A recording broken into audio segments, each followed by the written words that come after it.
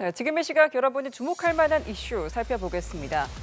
최근 미국 증시 부진에도 완만한 상승 기류를 타온 국내 증시가 오늘 급락 마감했습니다. 코스피는 9거래일 만에 2,600선을 내줬고 코스닥도 3%대 급락하며 장을 닫았는데요. 미국발 관세 전쟁 우려에 더해 엔비디아 주가가 하락한 영향이 컸습니다. 강은나래 기자입니다. 코스피가 전 거래일보다 3.39% 내린 2,532.78에 장을 마쳤습니다. 개인은 2조 원어치 사들였지만 외국인이 1조 5천억 원 넘는 매물을 하루에 쏟아냈고 기관도 6천억 원 넘게 팔아치웠습니다. 삼성전자 3.2%, SK하이닉스 4.52% 등 코스피 시가총액 상위 종목 대다수가 줄줄이 하락했습니다. 코스닥 지수 역시 3.49% 급락한 743.96에 장을 닫았습니다. 개인이 4천억 원 넘게 순매수했지만 외국인이 3천억 원 가까이 매도하고 기관도 1천억 원어치 이상 팔아치웠습니다. 이 같은 외국인 투매는 미국발 관세 전쟁에 대한 우려가 다시 확산한 데 따른 걸로 보입니다. 트럼프 대통령이 당장 다음 달 4일부터 멕시코와 캐나다에 25% 관세를 부과하기로 하겠다고 밝히자 뉴욕 3대 지수에 이어 국내 증시 투심도 얼어붙은 모습입니다. 여기에 인공지능 칩 대장주 엔비디아의 실적도 증시에 악재로 작용했습니다. 엔비디아 분기 실적을 두고 이익 전망치가 시장 기대에 못 미친다는 평가가 나오면서 주가가 8.5% 급락했습니다. 오늘 서울 외환시장에서 달러 대비 원화 환율도 전날보다 20.4원 급등한 1,463.4원의 주간 거래를 마쳤습니다. 환율이 1,460원을 넘어선 건 지난 4일 이후 처음입니다. 전문가들은 당분간 미국 관세 정책 실행 여부에 따른 불확실성이 금융시장의 변동성을 확대시킬 걸로 전망했습니다. 연합뉴스TV 강은나래입니다. 네, 경기도 안성에서 발생한 고속도로 공사 현장 붕괴 사고에 대한 원인 조사가 속도를 내고 있습니다. 사고 현장에서는 경찰과 과학수사대 등 관계기관의 합동 감식을 시작했는데요. 수사 당국은 시공사 등에 대한 압수수색도 벌였습니다. 보도에 서승택 기자입니다. 10명의 사상자를 낸 경기 안성 서울 세종고속도로 구조물 붕괴 사고. 사고 나흘 만에 경찰과 과학수사대 등 관계기관 합동 감식이 시작됐습니다. 합동 감식에서는 시공 과정에서 문제가 없었는지, 현장 안전 수칙을 지켰는지 등에 대해 중점적으로 살폈습니다. 합동 감식에는 총 6개 기관 42명이 참석했는데 사고 현장이 넓어 기관별로 나눠 수일 동안 진행됩니다. 사고 현장의 특성상 대형 크레인과 드론, 3D 장비 투입 등을 검토하고 있습니다.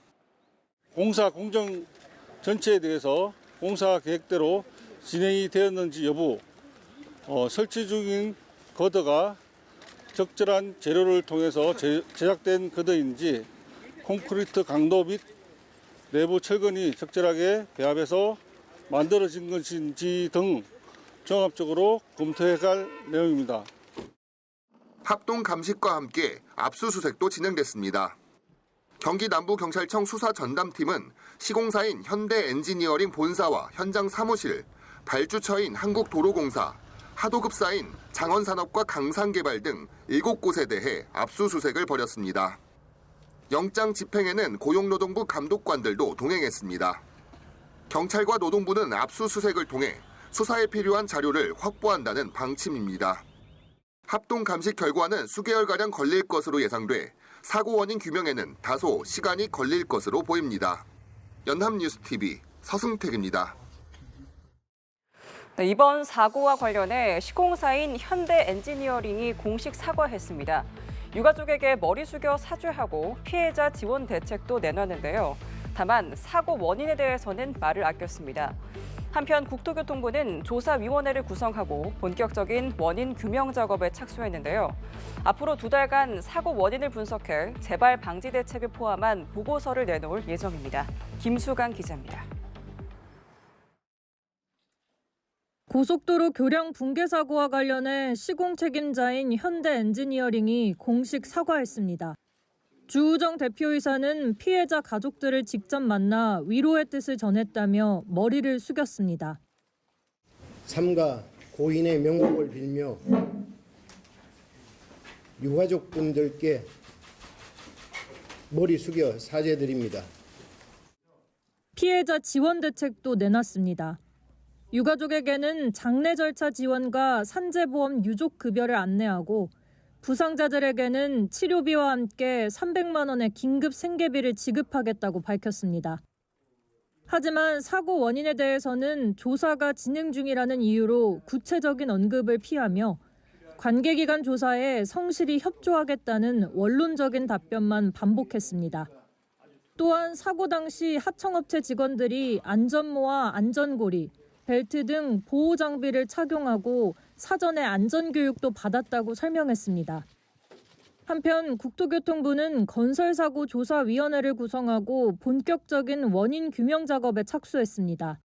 위원장은 토목구조 전문가인 양은익 강릉원주대학교 교수가 맡았고 11명의 민간 전문가가 조사에 참여합니다. 위원회는 앞으로 2달 동안 현장 조사와 관계자 청문 등을 거쳐 사고 원인을 분석하고 재발 방지 대책을 포함한 조사 결과 보고서를 내놓을 것으로 보입니다. 연합뉴스TV 김수강입니다. 북한이 그제 서해상에서 전략순항 미사일을 여러 발 발사하며 미사일 훈련을 실시했습니다. 지난달 발사 이후 한 달 만에 서해상으로 순항 미사일을 쏘아 올린 건데요. 김정은 북한 국무위원장은 훈련을 참관하며 핵무력 임전 태세를 갖추라고 강조했습니다. 당분간 대화 없이 핵무력 강화 노선을 이어갈 것으로 보입니다. 보도에 최지원 기자입니다. 검은색 몸통에 미사일이 하늘로 솟구치고 물 위에 바짝부터 낮게 날다 언덕 위 콘크리트 건물을 타격합니다. 북한 조선중앙통신이 공개한 전략 순항미사일 발사 훈련 장면입니다. 북한이 지난달 발사 이후 한 달 만에 서해상으로 순항미사일을 쏘아 올렸습니다. 발사 이전 동향을 포착했다는 우리군은 26일 오전 8시쯤 순항미사일 수발이 발사된 것을 보고 추적 감시했다고 밝혔습니다. 북한은 이 미사일이 2시간 10여 분 동안 1,587km를 타원형 궤도로 날아 표적을 명중했다고 했습니다. 다양한 공간에서 핵전쟁 억제 수단들의 가동 태세가 입증됐다고 주장했는데 북한이 땅이 아닌 물 위나 하늘에서도 전략무기를 운용할 수 있다는 점을 과시한 것으로 풀이됩니다. 어디서든 쏠 수 있다. 다시 말해서 다양한 지역에서 발사를 할 수가 있기 때문에 그만큼 탐지하고 막기가 힘들 거다라는 걸 얘기를 하는 거고요. 겉모습을 보면 기존 순항미사일 화살 1형의 개량형일 가능성이 큰 것으로 분석됩니다. 순항미사일은 탄도미사일과 달리 낮고 궤도를 바꿔가며 비행할 수 있어 탐지나 요격이 어렵습니다. 북한이 러시아 추가 파병 동향에 이어 이런 전략무기를 동원한 훈련까지 벌이면서 당분간 한반도 긴장 수위를 높여갈 것으로 보입니다. 현장에서 훈련을 참관한 김정은 국무위원장도 핵무력 임전 태세를 강조하며 대결 국면을 이어가겠다는 뜻을 내비쳤습니다. 정부는 관계기관들과 함께 북한의 무기 개발 동향을 예의주시하고 있다고 밝혔습니다. 연합뉴스TV 최주환입니다. 정몽규 회장이 새 임기를 시작한 대한축구협회가 아시아 축구 최대 축제인 아시안컵 유치에 다시 도전장을 냈습니다. 우리나라는 2023년 아시안컵 유치전에 뛰어들었지만 카타르에 밀려 고배를 들었는데요. 이번에는 호주, 인도네시아, UAE 등과 경쟁합니다. 축구 외교만큼은 자신했던 정몽규 회장이 71년 만에 안방 개최를 성공시킬지 관심이 쏠립니다. 정주희 기자입니다. 축구협회는 정몽규 회장이 4연임에 성공하자마자 AFC에 2031년 아시안컵 단독 개최를 희망한다는 내용의 유치 의향서를 제출했습니다. 2031년 아시안컵 유치는 이번 선거에서 정 회장의 핵심 공약이었습니다. 저희가 굉장히 높은 그 가능성이 있다고 생각이 됩니다. 한국이 조금만 AFC를 지원한다면 충분히 그 개최가 가능할 거라고 이렇게 생각하고 있습니다. 우리나라는 중국이 개최권을 반납했던 2023년 아시안컵 유치전에도 뛰어들었지만 막강한 오일머니를 앞세운 카타르에 밀려 고배를 마셨습니다. 우리나라가 마지막으로 아시안컵을 개최한 건 1960년. 2031년 대회 유치에 성공하면 무려 71년 만에 안방에서 아시안컵이 열리게 됩니다. 한국은 호주, 인도네시아를 비롯해 4회 연속 중동 개최를 노리는 UAE와 쿠웨이트, 공동 개최를 신청한 중앙아시아 3국과 경쟁합니다. 여전히 싸늘한 시선을 받고 있는 정몽규 회장의 시험대이기도 합니다. 비판 여론에도 불구하고 축구인들의 압도적 지지를 받으며 당선된 정 회장은 아시안컵 유치를 비롯한 축구 외교에서 역량을 발휘하겠다고 약속했습니다.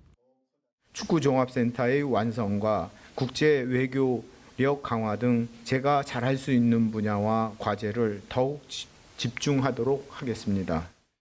2031년 아시안컵 개최지는 현장 실사 등을 거쳐 내년에 최종 결정됩니다. 연합뉴스 TV 정주희입니다.